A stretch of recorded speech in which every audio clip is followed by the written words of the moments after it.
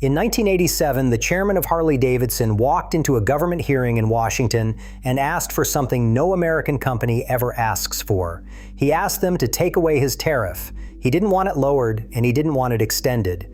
He wanted it gone completely, a full year before it was set to expire. 4 years before, that same company had begged that same government for protection from Japan, and they got it. A wall of tariffs so steep it nearly doubled the price of a Japanese motorcycle overnight.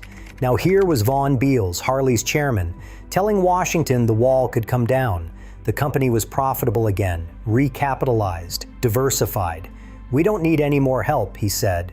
It's one of the most beloved comeback stories in all of American business. The scrappy Milwaukee underdog, flat on its back, nearly dead, rescued by a patriotic tariff, and roaring back so hard it handed the protection back out of sheer confidence. To this day, the United States government still points to Harley-Davidson as living proof that tariffs work. There is just one problem with that story. Almost none of what truly pulled Harley-Davidson back from the edge had anything to do with the tariff. The Japanese bikes it was designed to stop? Within a single year, Kawasaki had quietly shrunk a 738 cubic centimeter engine down to 694 cubic centimeters, slipped it just under the line, and kept right on selling the same motorcycle. The rivals Harley was trying to lock out of America. Honda had been building bikes in Ohio since 1979, and the medicine that genuinely revived Harley-Davidson wasn't made in Washington at all. It was made in Japan. Because to save itself, Harley did something it has spent almost 40 years quietly leaving out of the legend. It walked into a Honda factory on American soil, studied exactly how the enemy built motorcycles, and copied every last piece of it. So this is the story of the biggest myth in motorcycle history. How a dying American icon convinced a president to build it a wall, discovered the wall barely worked, and then beat the Japanese by becoming them. And how it sold the whole thing back to America as a tale of pure grit. Grab a coffee. This one is not the story you've been told. To understand the lie, you first have to understand the legend, because the legend is genuinely good. It goes like this. In the early 1980s, Harley-Davidson, the last American motorcycle company standing, was being slaughtered by cheap Japanese imports. So it went to the government, made its case, and won a tariff. That tariff gave it breathing room. Harley used the time to fix itself, the bikes got better, the customers came back, and in a triumphant final act, the company told Washington it didn't need the help anymore and asked for the tariff to end early. Told that way, it's a clean, satisfying success story. Underdog gets a fair shot, underdog takes it, underdog wins. It's the kind of story politicians love because it has a simple moral. A little protection at the right moment can save an American industry, and nearly every beat of it is technically true. That's what makes it so effective. Nobody's inventing facts here. What they're doing is leaving things out. And once you put the missing pieces back in, the moral of the story completely flips. So let's go back and put them back in. And to do that, we have to start with just how far Harley-Davidson had fallen, because it was so much worse than cheap imports. By the early 1980s, Harley wasn't just losing. Harley was building bad motorcycles, and everyone knew it. For 12 years, from 1969 to 1981, Harley-Davidson had not even been its own company. It was owned by a corporation called AMF, American Machine and Foundry, a company better known for bowling equipment. Under AMF, production was pushed hard, volume over everything, and quality control fell apart. This is the era that gave Harley its worst reputation.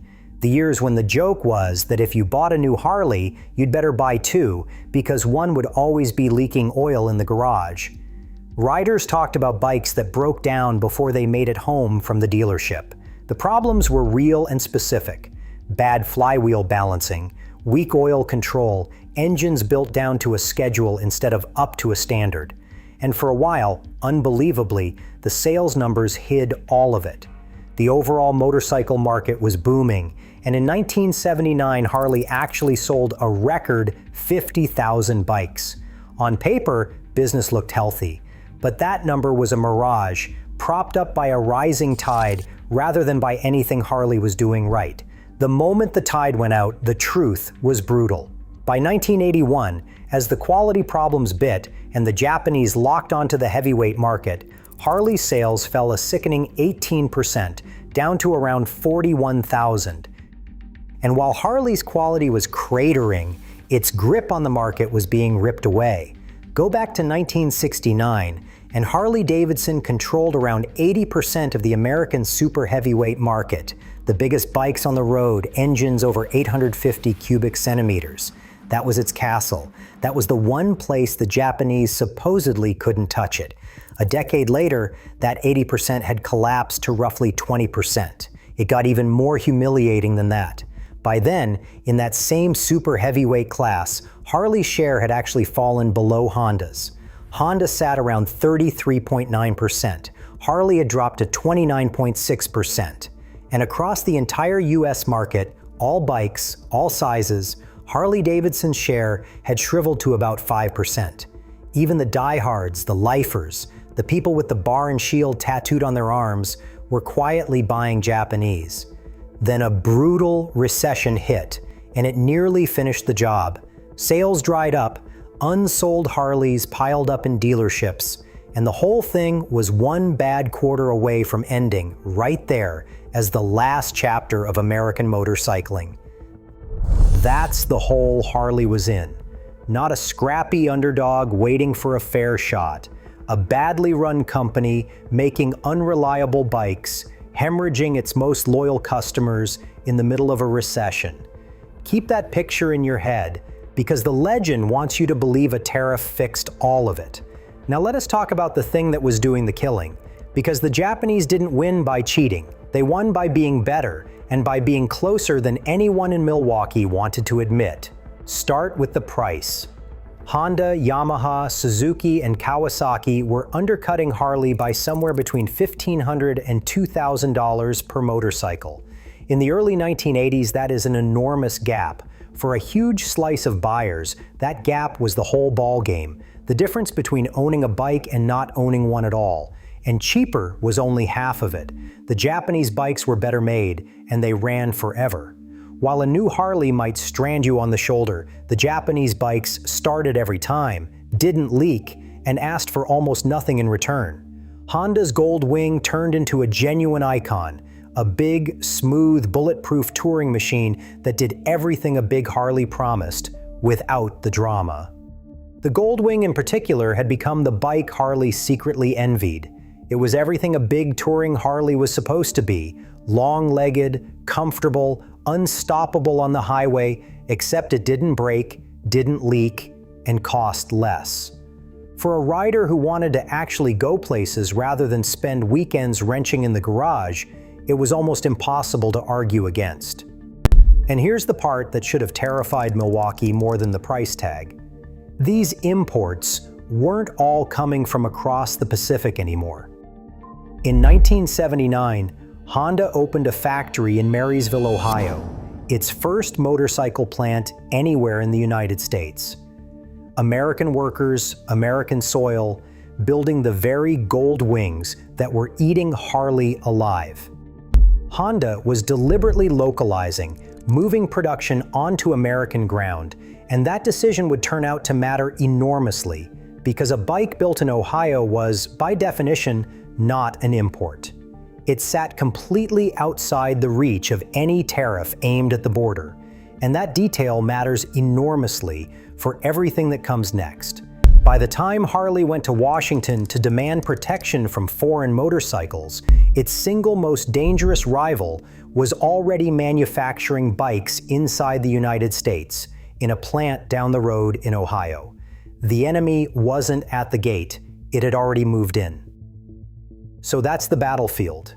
A broken American company, a recession, and a Japanese competitor that was cheaper, more reliable, iconic, and already building bikes in Ohio. This is the moment the real story begins, and it begins with 13 people betting everything they had.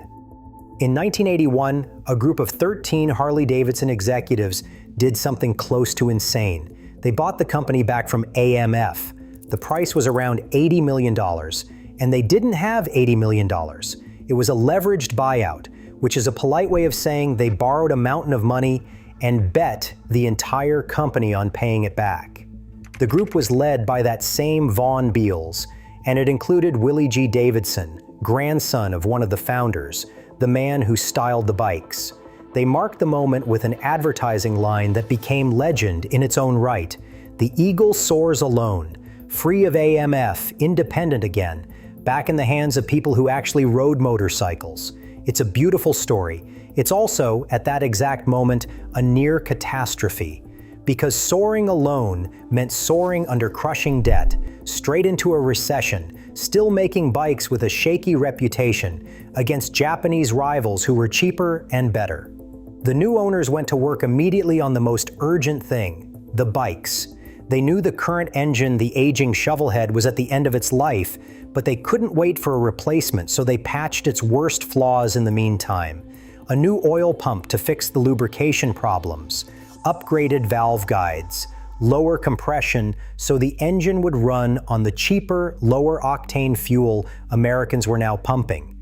Band-aids, but necessary ones, just to stop the bleeding while the real cure was built. Because they were also desperately developing the shovelhead's replacement, a genuinely new engine called the Evolution, the Evo. But developing an engine costs money, and money was exactly what they didn't have. There was a very real possibility that Harley's own banks would lose their nerve, call in the debt, and shut the whole thing down before the new engine ever reached a showroom. The Evolution had originally been slated for the 1983 model year, and there was a real chance the company wouldn't survive long enough to build it. This is the true state of Harley-Davidson going into 1982. It wasn't confident, and it wasn't anywhere near ready for a comeback. It was cornered, buried in debt, and running out of time, and everything the company did next, it did with a gun to its head. And what it did first was go to Washington. The company had actually already scored one win. In 1982, after the Japanese had swamped the US market with a surplus of heavyweight bikes, Harley won an anti-dumping judgment from the International Trade Commission. But an anti-dumping ruling wasn't enough to save it. So Harley went back and asked for the big one, a full-blown protective tariff. It filed a petition with the US International Trade Commission. The argument was that Japanese manufacturers were flooding the American market with more heavyweight motorcycles than anyone could possibly sell. A giant glut of unsold bikes that was crushing prices and threatening to kill the last American maker. They wanted emergency relief. They wanted a wall. The commission agreed by a narrow 2-to-1 vote that Harley deserved help. It sent a recommendation up to the White House, and on April 1st, 1983, President Ronald Reagan signed it into effect. The document was called the Memorandum on Heavyweight Motorcycle Imports, backed by Presidential Proclamation 5050. Here's what it did. On top of the tiny existing tariff, it slapped a massive additional duty on any imported motorcycle with an engine larger than 700 cubic centimeters. The headline number was 45%. 45% in the first year, designed to slide down step by step over 5 years before disappearing entirely. And Reagan went further than the commission had even recommended. He extended the relief beyond just the Japanese, folding in European makers too, and he layered a quota system on top of the tariff, capping how many heavyweight bikes could come in at the low rate before the big duty kicked in, a few thousand in the first year, rising slightly each year after. On paper, this is the hammer blow. This is the moment the legend treats as the turning point, the day the American government finally stood up for Milwaukee and put a wall around it. So let's actually look at what that wall did, because the first crack in the legend is that the wall barely worked at all. And the people who exposed that fastest were the Japanese engineers who walked straight around it. Read the fine print of that tariff. It only hit motorcycles with engines over 700 cubic centimeters. And to an engineer, a line drawn at exactly 700 cubic centimeters was practically an invitation. So Kawasaki did the obvious thing. It took its 738 cubic centimeters KZ750, a bike sitting just over the line, and it shrank the engine, dropped it down to 694 cubic centimeters.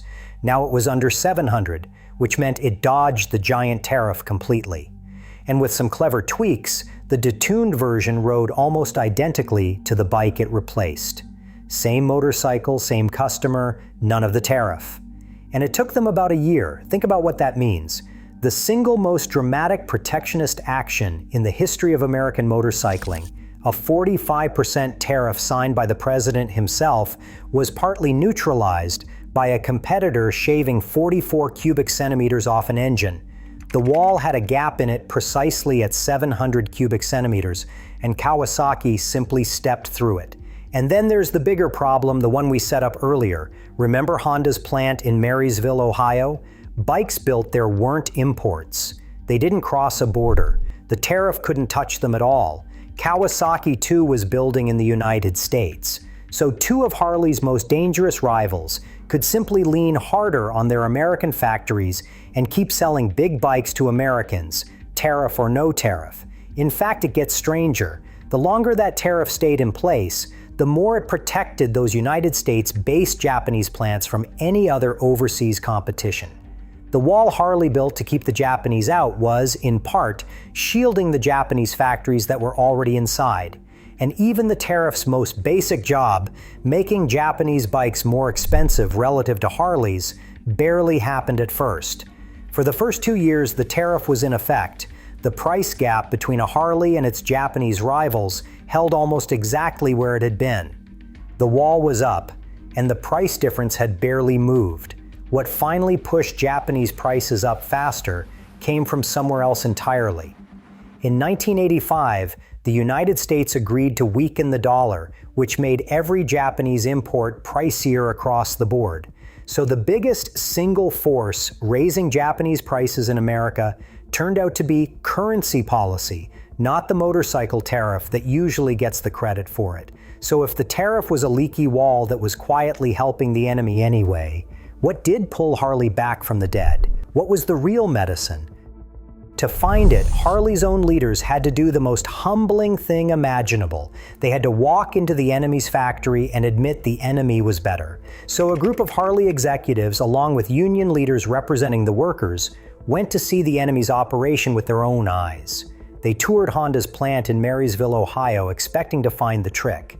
Maybe it was robots. Maybe it was some cultural magic, workers doing calisthenics, singing company songs. They expected to find some secret weapon they could dismiss. Instead, they were stunned by how ordinary it looked and how well it worked. The line was clean and calm, there was almost no chaos, and the management was astonishingly lean. Only about 30 supervisors overseeing roughly 500 workers. Most surprising of all, the plant hit its high productivity with almost no computers on the floor, which stung because Harley had recently poured money into expensive computer technology back in Milwaukee trying to fix its factory, and here was the enemy running circles around them without it. Von Beals looked at all of it and had a realization that must have been hard to say out loud. The Japanese advantage, he concluded, wasn't robots. It wasn't some cultural magic, workers doing morning calisthenics or singing company songs. It was professional managers who understood their business and paid attention to detail. That was the whole secret. Not some magic the Japanese were born with, just plain discipline. And discipline was something Harley could copy. So Harley swallowed its pride and copied it. All of it. They tore up the way they built motorcycles and rebuilt it on Japanese principles. What Harley had seen in Japan boiled down to 3 things: just-in-time production, employee involvement, and statistical process control. And so those 3 became the backbone of the new Harley. They installed a just-in-time inventory system, parts arriving exactly when needed instead of sitting in giant expensive piles, and gave it a very American name, MAN, for materials as needed. They brought in statistical process control, using the numbers to catch quality problems on the line as they happened instead of discovering them after the bike was built. And instead of leaving quality to the bosses, they pulled the workers themselves into the problem solving, the same quality circle thinking they'd watched work in Ohio. The company that had spent years insisting it was more American, more authentic, and better than the Japanese was now, quietly, running itself like a Japanese factory. The results were staggering, and you can measure them. Before the overhaul, Harley's York factory used to sit on roughly 4 weeks of parts at any given time, dead inventory that cost the company around $25 million a year just to hold. After the change, it carried virtually no safety stock at all. If a part ran short, the line simply stopped, which forced the whole operation to get disciplined and reliable in a way it never had been. Inventory that used to turn over about twice a year was now turning over around 17 times a year. That is not a tweak. That is a company torn down and rebuilt from the floor up on a blueprint drawn in Japan. And at the same time, in 1984, the new Evolution engine finally arrived. Aluminum heads, aluminum cylinders, far better oil control, dramatically more reliable. The engine that finally killed the Buy 2 Harleys joke. Suddenly, the bikes were good again, and the factory that built them was efficient again. That is the real turnaround. New management thinking, borrowed from Japan. A modern, disciplined factory modeled on Honda, and a genuinely good engine. That is what brought Harley-Davidson back to life, and none of it was written into a tariff schedule. Which brings us back to Washington and to that strange moment in 1987, the victory lap that started this whole story. Because once you know what actually saved the company, that famous scene reads completely differently. In March 1987, Von Beals went before the International Trade Commission and requested that the tariff be ended a year ahead of schedule. Profitable, recapitalized, diversified, and done needing help. It was, and still is, sold as the ultimate mic drop. The American company so thoroughly recovered that it politely handed the government back its own protection.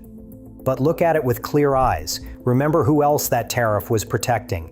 Honda and Kawasaki, building bikes on American soil, were also shielded by it from any other foreign competition. The longer the wall stood, the more it helped those US-based Japanese plants. Ending the tariff early wasn't only a flex. It also quietly removed a protection that was arguably doing Harley's American-built rivals more good than it was doing Harley. Handing back the tariff wasn't pure confidence. There was cold self-interest baked right into it.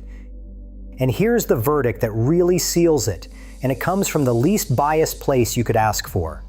Years later, in 2009, Japan's own Research Institute of Economy, Trade and Industry went back and studied what had really rescued Harley-Davidson. Their conclusion? It was Harley's own initiatives. The modern factories, the new engines, the better inventory control. The tariff, they found, mattered far less than the legend claims, in large part because buyers never really cross-shopped the two anyway. To most people, a Harley and a big Japanese touring bike were poor substitutes for each other. Someone who wanted the rumble and the badge of a Harley was never going to be talked into a gold wing by a price tag, tariff or no tariff. Read that back slowly. The country that got hit with the tariff went and studied that tariff and concluded it was not what saved the American company. What saved the American company was that same company copying the country it had just tariffed. So let's finally name the lie. The legend says a patriotic tariff rescued American motorcycling. The truth is messier and far more interesting. Harley-Davidson was dying because it built bad bikes and ran a bad factory. It got a tariff that the Japanese engineered around in about a year, that couldn't touch the rival plants already sitting in Ohio, and that its own opponents' economists later judged to be a minor factor. And the thing that genuinely brought it back was that Harley walked into a Honda factory, realized the enemy simply built motorcycles more intelligently, and rebuilt itself in Honda's image. Then it wrapped that whole story in a flag and sold America a fairy tale about grit and protection. And that's why this matters beyond motorcycles. Because that tidy fairy tale, the one where a well-placed tariff saves a struggling industry, gets pulled out and dusted off every single time somebody wants to argue for the next one. Harley-Davidson is the poster child, the case study, the proof. But the real Harley story doesn't prove that tariffs save companies. If anything, it proves the opposite. The wall barely held. the company saved itself by outworking and outthinking its rivals, using its rivals' own playbook. Which raises an awkward question. If the two bikes barely competed for the same buyer, then what was the tariff even protecting? A border almost nobody was trying to cross. And while Washington guarded that quiet border, the fight that actually decided Harley's fate, the one over how to build a good motorcycle without going broke, was being settled on the factory floor in York, Pennsylvania. The eagle on those 1982 fuel tanks did soar again, in the end, but it didn't fly on a tariff. Harley clawed its way back by walking into the competition's own factory, studying how they built motorcycles, and rebuilding itself in their image. So the next time you hear that Harley-Davidson was saved by a tariff, you'll know the real story. The tariff got the headline. But the thing that actually saved the most American motorcycle company on earth had a Japanese accent. And that little detail is one they've been leaving out of the legend for almost 40 years.